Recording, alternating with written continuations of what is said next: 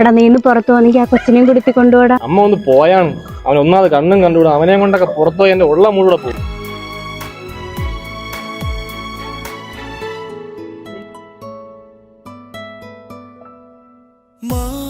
മക്കൾക്ക് പുറത്തേക്കൊന്നും പോകണമെന്ന് ആഗ്രഹമില്ലേടാ? പുറത്തോട്ട് പോണോന്നൊക്കെ